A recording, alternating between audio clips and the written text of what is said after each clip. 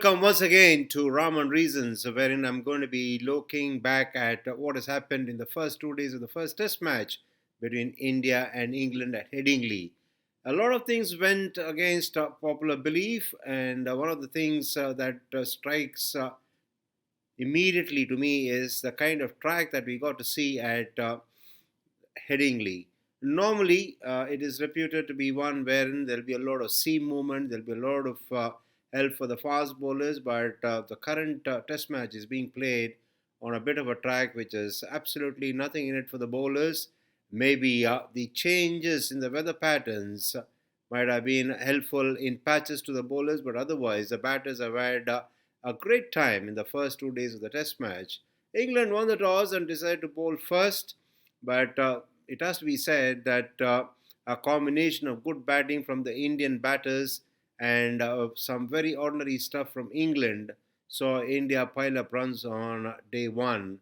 A lovely 100 from Jaiswal, and also the skipper making his debut as captain for India, Shubman Gill, got a brilliant 100 as well.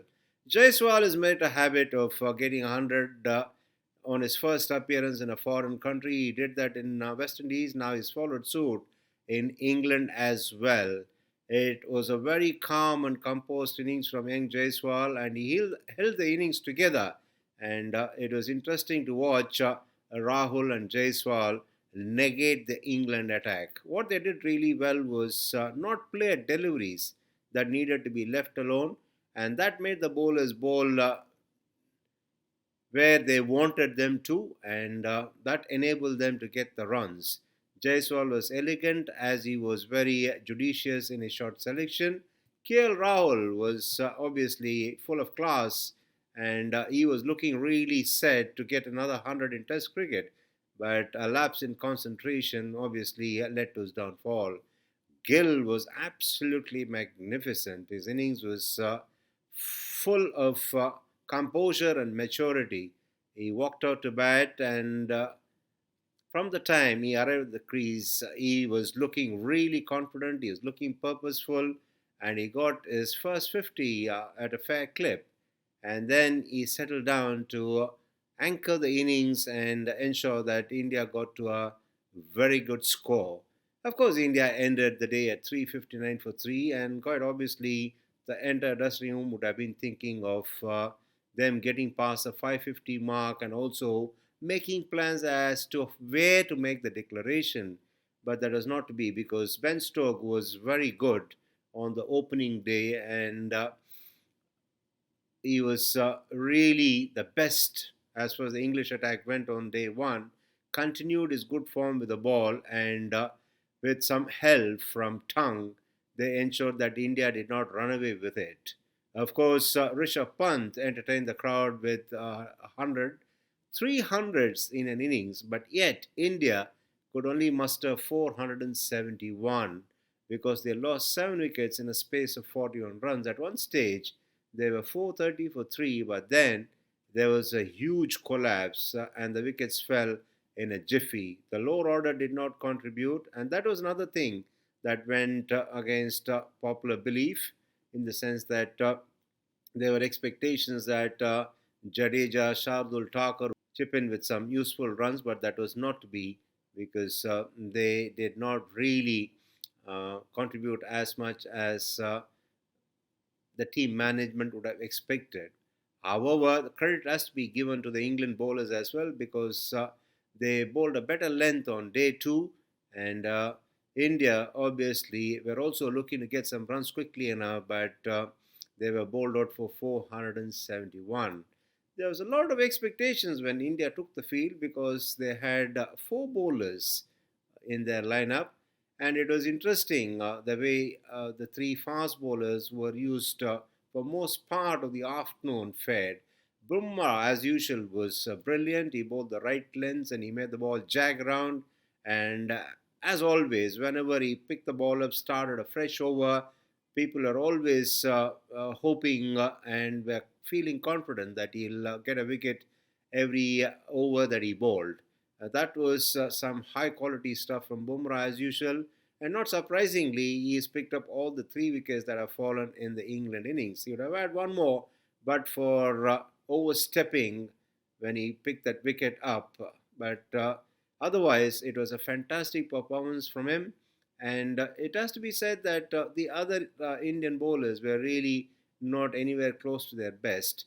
Prasidh Krishna was too short as far as his length was concerned, and he was also providing a lot of width as well. No doubt, he generated a lot of pace, but again, he has to realize that if he bowls a fuller length, he is going to really hurry the batters, and he's also likely to get some deviation of the surface. But whatever he tried to do on day two was not successful enough, and he ended up going for runs. Siraj was a mixed bag because he did not start off well. It was an ordinary first spell from him. But then when he came back for the second and third spell, he looked a lot better because he also resorted to bowling a fuller length and his line was consistent as well. It was surprising to see Gill not give too many overs to Shardul Thakur. Shardul Thakur was not given too many overs and he had to wait till the 40th over of the innings to get a ball. But however, he was not really as impressive as he has been in the past. And it was also surprising that Gill did not bring in Shardul Thakur earlier because the conditions were extremely suitable for a bowler like him. The conditions were overcast, there was a little bit of cloud cover as well over Headingley, and that would have suited Shardul Thakur because he's a kind of bowler who likes to bowl a fuller length, make the ball swing and seam. But when he was given a ball, the clouds disappeared and the sun came out, broke through the clouds, which meant that the conditions were really good for batting. But however, it has to be said that Ollie Pope was really in his elements. He started off in an aggressive fashion, but then he calmed down, he settled down, he resorted to steadying the innings. And Duckett was living dangerously right through. He was also lucky as well because there were a lot of close calls during his innings. But then, of course, it doesn't matter how he looks when he bats or when he plays his shots, but is very effective because you would not consider him as graceful as some left-handers can be. But efficacy is his mantra. Efficacy is what is making him lead the charge for England, and he's been very, very useful for England at the top of the order. But then again, the big wicket came later towards the evening when Bumrah picked up Joe Root. Of course, he had a close call as well, and a review saved him first up. But then he didn't really look as confident as we've seen him on many an occasion in the past. And it was just a case of the Indian bowlers bowling the right lengths to him because he was not really as fluent as we know him to be. And eventually he got out to Bumrah. And England now, they've done well enough, but still they are 262 runs behind. And a lot can change on day three at Headingley, but it'll all hinge on what kind of lengths the Indian bowlers bowl. Bumrah has already shown the others the way, and one has to wait and see if the likes of Siraj, Prasidh Krishna, and Shardul Thakur emulate Bumrah and bowl a fuller length and get the ball to jag around. And if they can make the required alterations on day three, they can obviously hope to bowl England out and get a lead of around 50 to 75 runs on which they can build in the second innings. The pitch at Headingley has been really good, but what is noticeable on the first 2 days itself is the lack of bounce on that surface. So batting can be tricky on the fourth and fifth day, and if India can get ahead by getting a sizable lead and put on a good score in the second innings, they will have a good chance of going one up in this series. But however, if they pursue with their lengths being on the shorter side, then they're going to be really creamed all around the park by the England batters who are generally aggressive, who like to get runs quickly enough. It'll all depend on what happens in the first hour on day three, and the Indian team management will be hoping that the Indian seamers will make the required corrections and sort things out on day three and deliver the goods. All in all, we got an interesting test finish coming up because this test match is set up nicely, and the first 2 days have been really entertaining because both the sides got runs at a quick pace and they're also looking to play positive cricket.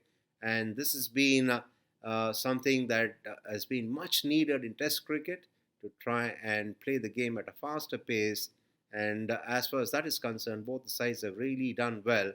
And hopefully, they'll continue to play in the same vein, and a result will be possible because the paying public and rest of the people watching this test match across the world are looking forward to an enthralling finish. And I, for one, believe that this is going to be a pulsating finish at Headingley. Will that happen? We don't have to wait long. I'm sure that both these sides will be plotting and planning to go one up, and that by itself will provide for a lot of excitement and entertainment. With this, I'd like to sign off and then assure you that I'll be back very soon with more analysis of this particular test match.